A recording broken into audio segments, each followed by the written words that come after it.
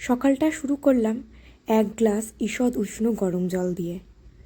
তারপরে চলে গেলাম আমার ঘরে, কারণ মহারাজ উঠে গেছেন। পাশ থেকে কি একটু সরেছি, ঠিক উঠে গেছেন। একটু দুধ খাইয়ে নিলাম, কারণ ওর খিদেই পেয়েছিল, সেই জন্যই উঠে গেছে।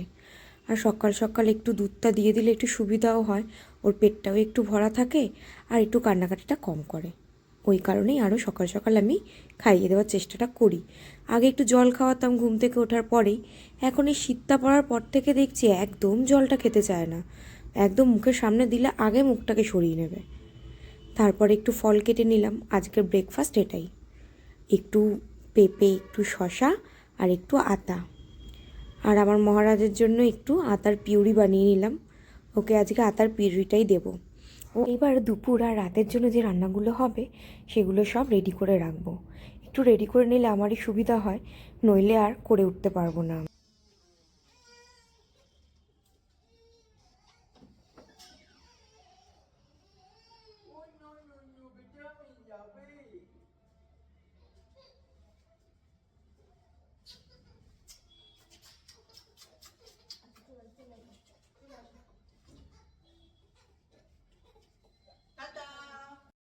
আর এই যে দেখলেন কান্নাকাটি, এটা প্রতিদিনকার ঘটনা। ওর বাবা বেরোনোর সময় ও বাবার সাথে যাবেই। আর এইখানে আমি ভয়েস দিতে দিতে মহারাজ আমার উঠে গেছে, উঠে আবার আমায় ডাকছে। এত সুন্দর করে মিষ্টি হাসে, না তাকিয়ে পারাও যায় না। আজকে দুপুরে রান্নায় হবে আলু বেগুন বড়ি দিয়ে পাতলা করে পাবদা মাছের ঝোল। এই আলু বেগুন বড়ির ঝোলটা আমাদের বেশ পছন্দের, এত ভালো লাগে খেতে, শুধু এটা দিয়েই ভাতটা খাওয়া হয়ে যায়। আর কললের তো এটা ভীষণ পছন্দের। সেটা দেখার দরকার নেই কি মাছ দিয়ে হচ্ছে, পাবদা মাছ দিয়ে হচ্ছে নাকি আর মাছ দিয়ে হচ্ছে নাকি কাতলা মাছ দিয়ে, আলু বেগুন বড়ির ঝোল মানেই বেশ পছন্দের।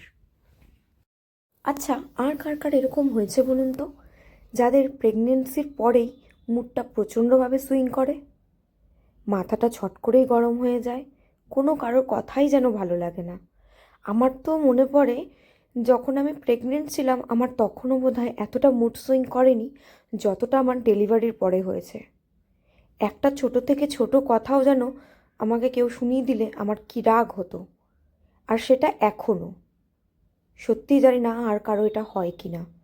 যদি এটা হয়েও থাকে, আমি বলবো এটা যেন ঠিক হয়ে যায়, কারণ এটার জন্য মানুষ মানুষকে প্রচণ্ডভাবে ভুলই বুঝবে।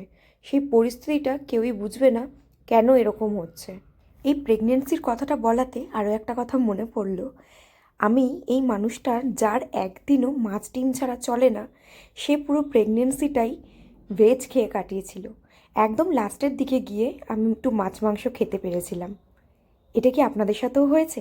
জানাবেন আমাকে।